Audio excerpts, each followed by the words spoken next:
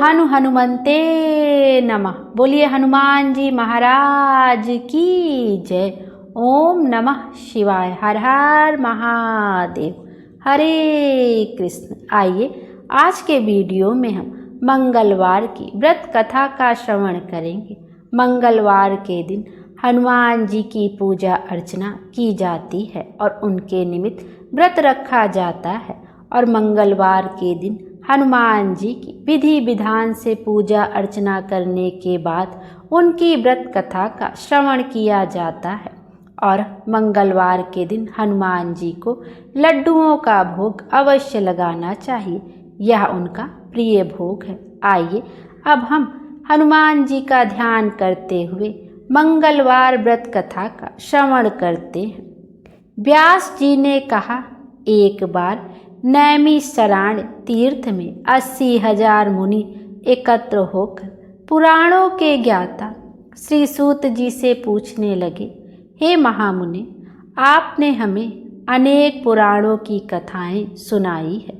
अब कृपा करके हमें ऐसा व्रत और कथा बताएं जिसको करने से संतान की प्राप्ति हो तथा मनुष्यों को रोग, शोक, अग्नि, सर्व दुख आदि का भय दूर हो, क्योंकि कलयुग में सभी जीवों की आयु बहुत कम है। फिर इस पर उन्हें रोग चिंता के कष्ट लगे रहेंगे, तो फिर वह श्री हरि के चरणों में अपना ध्यान कैसे लगा सकेंगे। श्री सूत जी बोले, हे मुनियों, आपने लोक कल्याण के लिए बहुत ही उत्तम बात पूछी है। एक बार युधिष्ठिर ने भगवान श्री कृष्ण से लोक कल्याण के लिए यही प्रश्न किया था। भगवान श्री कृष्ण और युधिष्ठिर का संवाद तुम्हारे सामने कहता हूँ, ध्यान देकर सुनो। एक समय पांडवों की सभा में श्री कृष्ण जी बैठे हुए थे।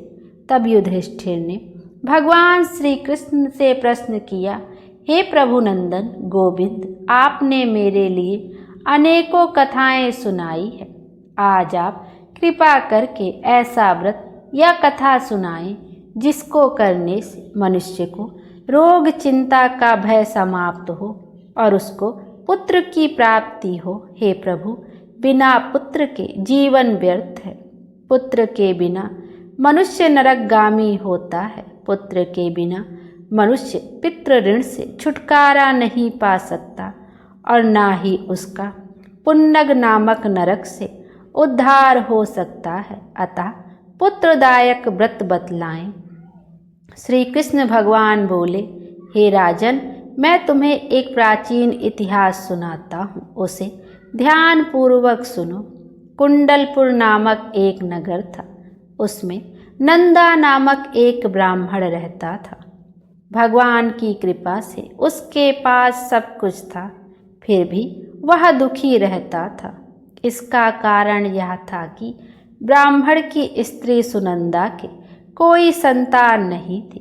सुनंदा पतिव्रता थी, भक्ति पूर्वक श्री हनुमान जी की आराधना किया करती थी।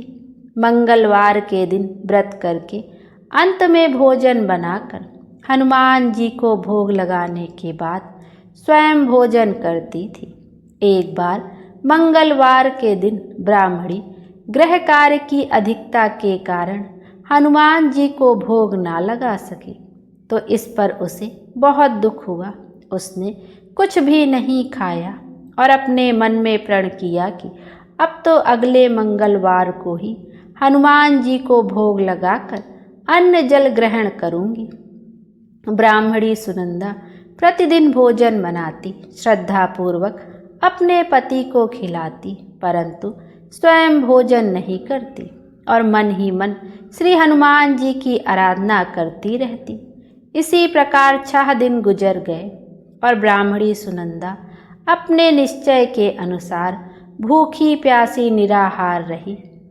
अगले मंगलवार को ब्राह्मणी सुनंदा प्रातःकाल ही बेहोश होकर गिर पड़ी।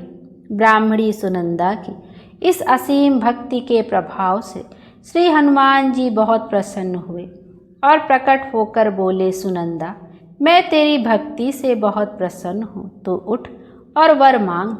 सुनंदा अपने आराध्य देव श्री हनुमान जी को देखकर आनंद की अधिकता से विह्वल हो श्री हनुमान जी के चरणों में गिरकर बोली, हे प्रभु, मेरी कोई संतान नहीं है, कृपया करके मुझे संतान प्राप्ति का आशीर्वाद दें, आपकी अति कृपा होगी। श्री महावीर जी बोले, तेरी इच्छा अवश्य पूर्ण होगी, तेरे एक कन्या पैदा होगी, उसके अष्टांग प्रतिदिन सोना दिया करेंगे। इस प्रकार कहकर श्री महावीर जी अंतर ध्यान हो गए। ब्राह्मणी सुनंदा बहुत हर्षित हुई और सभी समाचार अपने पति से कहा। ब्राह्मण देव कन्या का वरदान सुनकर कुछ दुखी हुए, परंतु सोना मिलने की बात सुनी तो बहुत प्रसन्न हुए। विचार किया कि ऐसी कन्या के साथ मेरी निर्धनता भी समाप्त हो जाएगी। श्री हनुमान जी की कृपा से वह ब्राह्मणी गर्भवती हुई और 10वें महीने में उसे बहुत ही सुंदर पुत्री प्राप्त हुई। यह बच्ची अपने पिता के घर में ठीक उसी तरह से बढ़ने लगी जिस प्रकार शुक्ल पक्ष का चंद्रमा बढ़ता है। 10वें दिन ब्राह्मण ने उस बालिका का नामकरण संस्कार कराया। उसके कुल पुरोहित ने उस बालिका का नाम रत्नावली रखा, क्योंकि यह कन्या सोना प्रदान किया करती थी। इस कन्या ने पूर्व जन्म में बड़े ही विधान से मंगल देव का व्रत किया था। रत्नावली का अष्टांग बहुत सा सोना देता था। उस सोने से नंदा ब्राह्मण बहुत ही धनवान हो गया। अब ब्राह्मणी भी बहुत अभिमान करने लगी थी। समय बीतता रहा। अब रत्नावली 10 वर्ष की हो चुकी थी।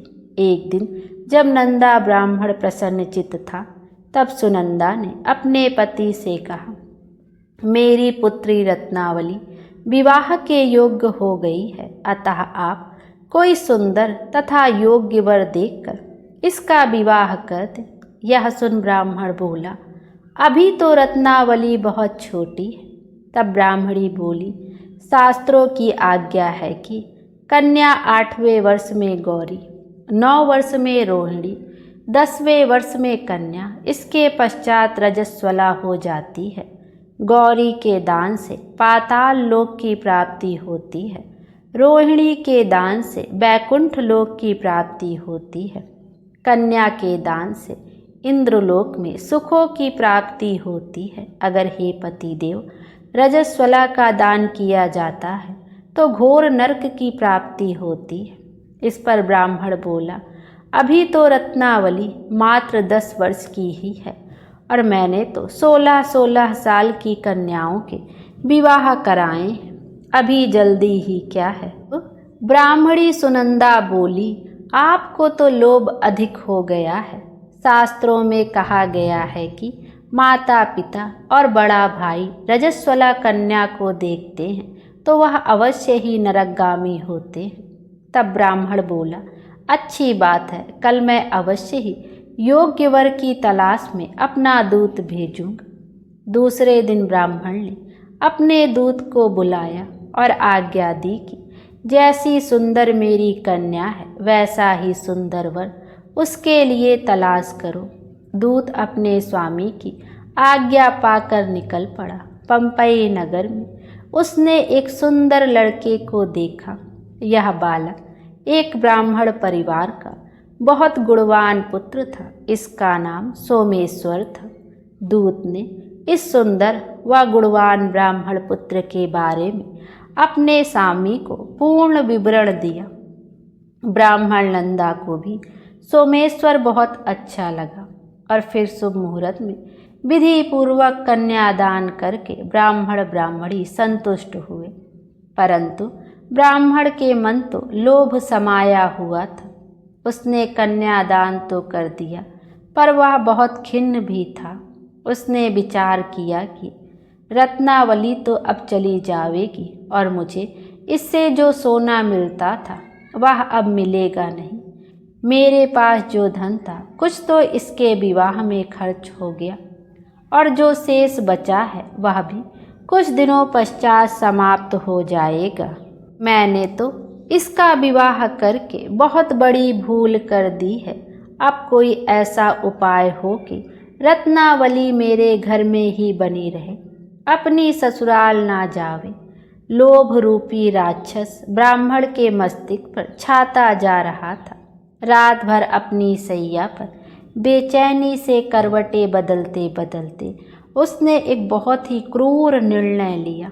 उसने विचार किया कि जब रत्नावली को लेकर उसका पति सोमेश्वर अपने घर के लिए जाएगा तो वह मार्ग में छिपकर सोमेश्वर का वध कर देगा और अपनी लड़की को अपने घर ले आवेगा, जिससे नियमित रूप से उसे सोना भी मिलता रहेगा और समाज का कोई मनुष्य उसे दोष भी नहीं दे सके। प्रातःकाल हुआ तो नंदा और सुनंदा ने अपने जमाई तथा लड़की को बहुत सारा धन देकर विदा किया।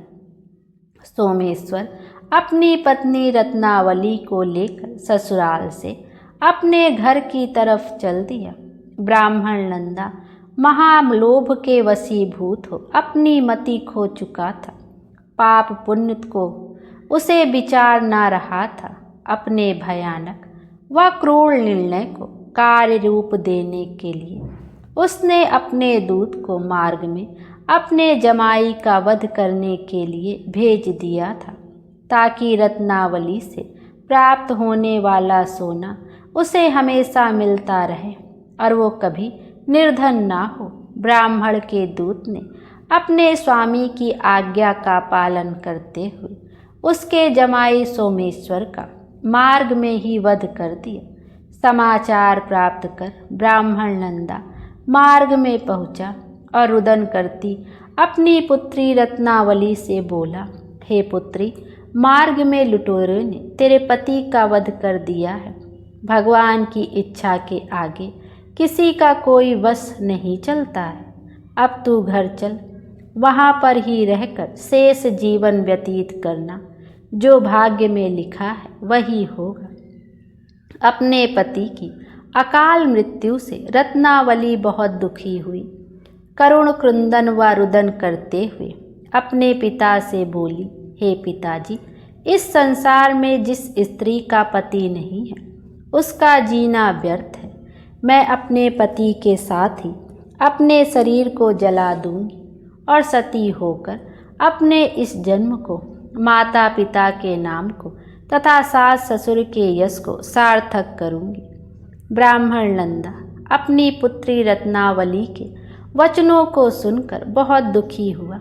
विचार करने लगा, मैंने व्यर्थ ही जमाई वध का पाप अपने सिर लिया।